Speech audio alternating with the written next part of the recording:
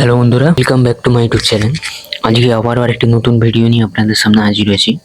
তো ভিডিওটি হচ্ছে কিভাবে আপনারা বাড়িতে খুবই সহজে 12 ভোল্টের একটি 775 ডিসি মোটরের সাহায্যে আপনারা কিভাবে একটি ড্রিল মেশিন তৈরি করতে পারবেন। এটি শুধুমাত্র একটি ড্রিল মেশিন নয়, এই মেশিনের ড্রিল অর্থাৎ ফুটোও করতে পারবেন এবং এই মেশিনের সাহায্যে আপনারা কাটার অর্থাৎ যে সমস্ত পিভিসি পাইপ কাটিং, বিভিন্ন ধরনের প্লাস্টিক কাটিং এবং ওয়্যার যে সমস্ত আছে ছোটোখাটো যে কাজেতে ব্যবহার করার জন্য এই ধরনের ডিসি মোটরের সাহায্যে আজকে এই প্রজেক্টেতে আপনাদের তৈরি করে দেখানোর চেষ্টা করব একটি ড্রিল মেশিন। তো দেখুন, এটি তৈরি করার জন্য আমরা প্রথমে নিয়েছি একটি ছোট আকারে যে পিভিসি পাইপ হয় টুকরো, সেই পিভিসি পাইপের টুকরো নিয়েছি।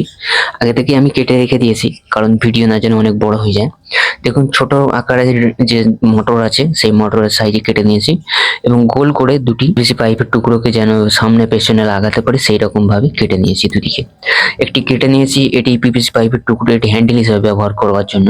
প্রথমে কি করেছি যে ড্রিল মেশিন যেটি ইউজ করব তার হ্যান্ডেলটি আমি এখানেতে পিভিসি পাইপ দিয়ে করেছি সেটিকে এখানেতে লাগিয়ে নিলাম ফেভিকুইকের সাহায্যে। তো দেখুন, খুবই ভালোভাবে এদিক ওইদিক করে আঠা দিয়ে লাগাবেন কারণ এই হ্যান্ডেলটি হচ্ছে মেন।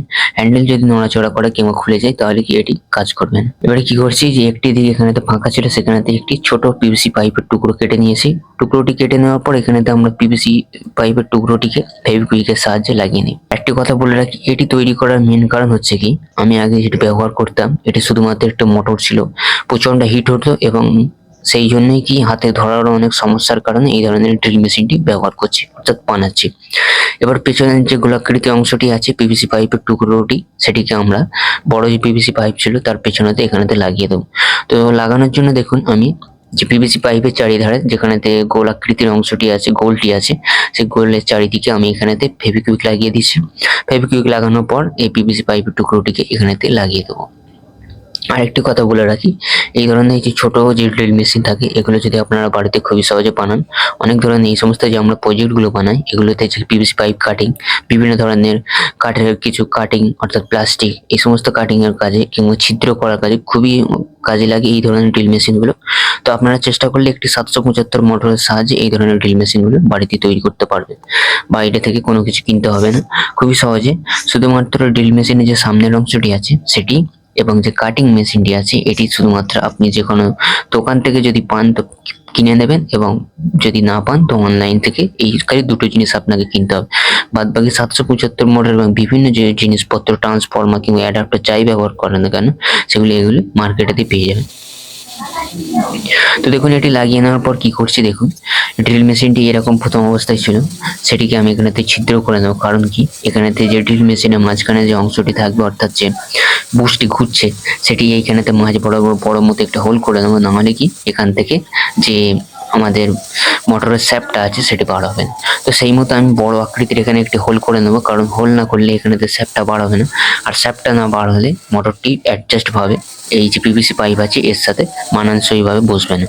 তো সেই রকম করার জন্য দেখুন, আমরা এখানে ছিদ্রটিকে অনেক বড় করে নিতে হবে।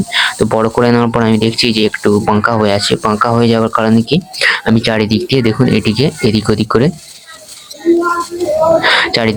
ওদিক করে গোলাকৃতির হয় যেন সেরকম ভাবে আমি শেপ দেওয়ার চেষ্টা করছি। তো দেখুন, এইরকম ভাবে আমরা চারিদিক দিয়ে শেপ দিয়ে এটিকে একদম মোটরের মানানসই যেন হয় এবং মোটরের মাঝখানে যেন ভালোভাবে বসে সেই রকম বানানোর চেষ্টা করছি।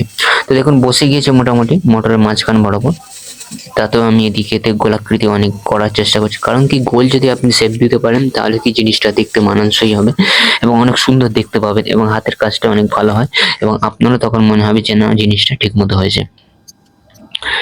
তো দেখুন, গোলটা ভালোভাবে করে নেওয়ার পরে এবার আমরা কি করব, বসে দেখে নিলাম যে এখানে ঠিকঠাক ভাবে বসছে কিনা মোটরটিকে পিভিসি পাইপের মধ্যে। দেখুন ভালোভাবেই বসছে। এবারে কি করা যায় দেখুন, এবারেতে আমি এখানেতে কি 1 ইঞ্চি বরাবর দুদিকে, এই যে দেখতে পাচ্ছেন যে 1 ইঞ্চি বরাবর দুদিকে আমি এখানেতে দাগ দিয়ে দেবো মার্কারের সাহায্যে। কারণ কি, মোটরের যে সামনের অংশ আছে সেখানেতে দুটি স্ক্রু আমি এখানেতে হোল করে অর্থাৎ ছিদ্র করব। ছিদ্র করে এখানেতে দুটি আমি স্ক্রু এখানেতে ব্যবহার করব অর্থাৎ লাগাবো, যার ফলে কি মোটরটা পিভিসি পাইপের সাথে একদম ভালোভাবে অ্যাডজাস্ট হয়ে থাকে যেন, এবং যখন আমি ড্রিল করবো তখন যেন এটা নড়াচড়া না যেন করে। তো সেই জন্য আমি কি করছি দেখুন, স্ক্রুড্রাইভার ড্রিল মেশিনের সাহায্যে আমি দুটো ছিদ্র করে নিলাম। প্রথম ছিদ্রটি একটু বাঁকা হয়ে গেছে সেই জন্য আরেকটি ছিদ্র এরপরে করে নিলাম।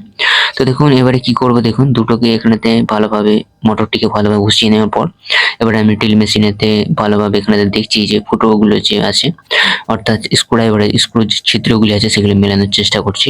তো দেখুন এখানেতে ভালোভাবে আমি বসিয়ে নিলাম, বসিয়ে এবারে দুদিকে দুটি স্ক্রু ব্যবহার করব। প্রথমে স্ক্রুটা দেখুন এখানেতে লাগিয়ে নিচ্ছি স্ক্রুড্রাইভারের সাহায্যে, এবং পরবর্তীতে আমি এখানেতে তৃতীয় স্ক্রুটিকে স্ক্রুড্রাইভারের সাহায্যে ভালোভাবে লাগিয়ে নিলাম। তো মোটামুটি দুটো স্ক্রুকে ভালোভাবে টাইট করে নেবেন। আর এই স্ক্রুগুলো হচ্ছে মেন, টাইট যদি ঠিক মতো না হয় তাহলে মোটরটি নড়াচড়া করবে, তখন কি ঠিক মতো ভাবে ড্রিলটা হবে না। কি করার পালা আছে এবারেতে, দেখুন এখানেতে যে পাখাটা আছে, অর্থাৎ মোটরটা যে 775 মোটরের পিছনে একটি পাখা থাকে, ফ্যান থাকে অর্থাৎ কুলিং করার জন্য। সেই যে মোটরের যে ফ্যানটি আছে সেইখানে থেকে হাওয়া অর্থাৎ বাতাস যে আছে যেন চলাফেরা করতে পারে, অর্থাৎ মোটরটি যে হিট হয় সেটা কুলিং হতে পারে। সেই জন্য কি আমরা দেখুন এখানেতে প্লাস্টিকের যে তাতাল আছে এই তাতালের সাহায্যে পিভিসি পাইপটিকে কেটে এখানেতে দুটি ছিদ্র করে দেবো।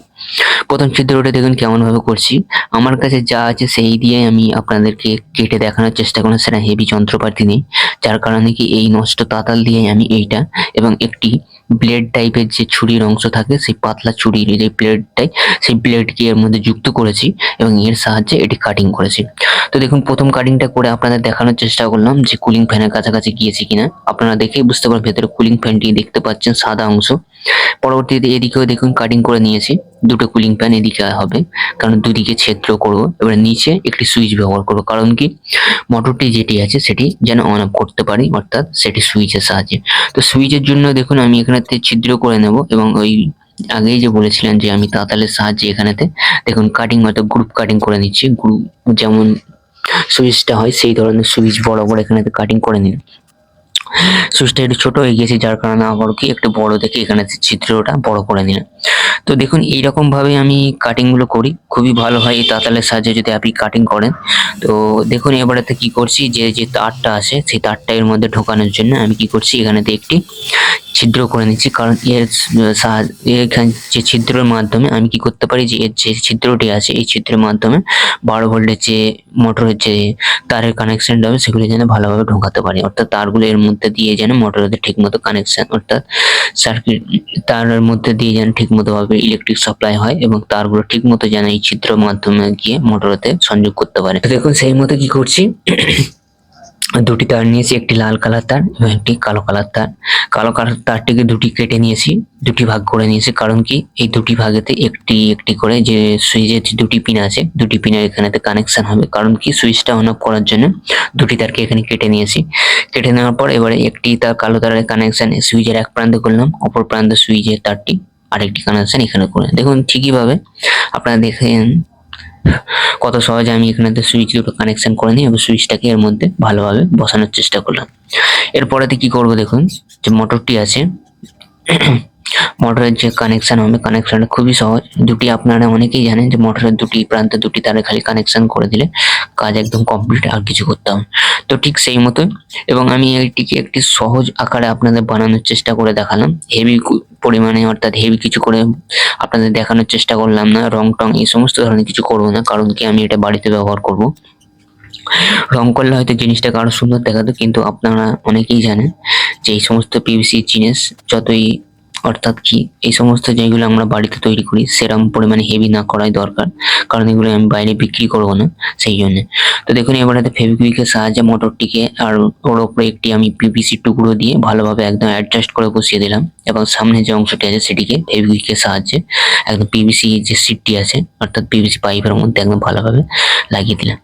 দেখুন চারিদিক দিয়ে ফেভিকুইকের সাহায্যে আমি এখানে কি করছি যে ফেভিকুইকের সাহায্যে পিভিসি পাইপগুলোকে জোড়ার চেষ্টা করছি, অর্থাৎ চারিদিক দিয়ে ফেভিকুইক দিয়ে দিলাম এবং পিভিসি পাইপগুলো একসাথে জুড়ে গিয়েছি চারিদিক দিয়ে। তো দেখুন এবারে নিচে যে অংশটি ছিল হ্যান্ডেল বরাবর, সেই হ্যান্ডেলের নিচে একটি ছিদ্র ছিল অর্থাৎ বড় মতোই ছিদ্র ছিল, সেইটিকে এবারেতে পিভিসি পাইপ এটি কাটিং করে নিয়েছি এবং এখানে হোল করে নেবো, ছিদ্রটি করে নিয়েছি। কারণ ছিদ্র করে নিয়ে এখানে দিয়ে আমরা কি যে তার আছে দুটি তার এখান থেকে বার করে নেয়। দুটি তার বার করে নেওয়ার পর এখানেতে ফেভিকুইকের সাহায্যে কি করব যে দুটি তার বার করে এখানে গিট দিয়ে নিচ্ছি, কারণ কি এখানটা বার না হয়ে যায়, অর্থাৎ যে 12 ভোল্টের যে তারটি আছে, 12 ভোল্টের যে তারটি না এখান থেকে বার হয়ে যায় টান, অর্থাৎ টান পড়লে সেই মতো কি করছি এখানেতে এবার ফেভিকুইকের সাহায্যে ফেভিকুইক দিয়ে পিভিসি পাইপ গুলিকে একসাথে জুড়ে দিলাম। অর্থাৎ নিচের যে অংশটি ছিল সেটিকে পিভিসি পাইপের সাহায্যে যুক্ত করে দিলাম। এবারে কি করছি যে সামনের অংশ যেটি ছিল, দেখুন নিচের অংশটিকে ভালোভাবে ফেভিকুইকের সাহায্যে যুক্ত করে নেওয়ার পর সামনের অংশটি যখন যুক্ত হয় এবারে নিচের অংশটি যুক্ত করে নেওয়ার পর এবারেতে দেখুন ড্রিলের সামনের অংশটি লাগিয়ে নিলাম এবং লাগিয়ে নেওয়ার পর এবারে 12 ভোল্টের যে ট্রান্সফরমার আছে তার কানেকশনটা দিয়ে নিচ্ছি। এখানে যদি প্লাসেতে লাল তারটি দেবো এবং ব্ল্যাক অর্থাৎ কালোতে কালো অর্থাৎ মাইনাস তারটি দেবো। দুটি তারকে দেখুন কানেকশন কমপ্লিট হয়ে যাওয়ার পর এবারে আমি এসি কারেন্টের লাইনটা দিয়েছি। এবারে দেখুন অন করতেই ড্রিল মেশিনটি চলছে এবং ভেতরে থেকে হাওয়া বার হচ্ছে অর্থাৎ বাতাস বার হচ্ছে। এবার একটু ড্রিল করে আপনাদের দেখানোর চেষ্টা করলাম যে কত পরিমাণে এটি ড্রিল করতে পারে। মোটামুটি আমার দেখা মতে ভালোই ডিল করতে পারছে। দেখুন আপনাদের তাতেও দেখানোর চেষ্টা করলাম। দেখুন ছোটখাটো যে সমস্ত আমরা প্রজেক্টে ব্যবহার করি সে সমস্ত প্রজেক্টে কাটিং অর্থাৎ হোল ছিদ্র করতে এই ধরনের মোটর আমার বেস্ট বলে মনে হয়। সেটা হেভি পরিমাণে এই সমস্ত লোহা এই সমস্ত জিনিসটা হয়তো হোল করতে পারবে না, কিন্তু এই সমস্ত ছোটখাটো প্রজেক্টে আমরা ব্যবহার করতে পারি। এবারে এইটি হচ্ছে মেন অংশ, এটির সাহায্যে আমি কাটিং করি বিভিন্ন ধরনের যে প্রজেক্টে পিভিসি শিটগুলো। দেখুন আমি কেমন ভাবে কাটিং করি এবং কিভাবে আপনারা এটির সাহায্যে পিভিসি পাইপকে কাটিং করতে পারবেন। দেখুন খুবই ভালোভাবে এটি কাটিং করে। তো এবারেতে দেখুন কেমন আমি এটিকে লাগিয়ে নেওয়ার পর এবারেতে অন করতে এটি ঘুরছে। এবারে কত পরিমাণে স্পিড আছে সেটি আপনি দেখেই বুঝতে পারবেন। দেখুন কত পরিমাণে ভালো পরিমাণে স্পিড আছে, তা তো হেভি পরিমাণে এটি কাটিং করে এবং খুবই দ্রুত ঘোরে। তো দেখুন কত পরিমাণে স্পিড, যার পরে এখানে ফলস কাটছে একবার করে, তা তো আপনারা দেখানো দেখুন কত ভালো স্পিড আছে এবং কাটিংও খুবই সুন্দর করে। তো আপনারা চেষ্টা করলে বাড়িতে খুবই সহজে এই ধরনের একটি ড্রিল মেশিন তৈরি করতে পারবেন, কাটিং মেশিন এই 775 মোটরের সাহায্যে খুবই সহজে। তো আজকের মধ্যে এতটুকুই। তো ভিডিওটি যদি আপনার শিক্ষণীয় কিছু মনে হয় তো প্লিজ চ্যানেলটি সাবস্ক্রাইব করে পাশে থাকবেন এবং ভিডিওটি যদি আপনার ভালো লেগে থাকে তো একটি লাইক করে আপনার মতামত প্লিজ কমেন্টে জানাবেন।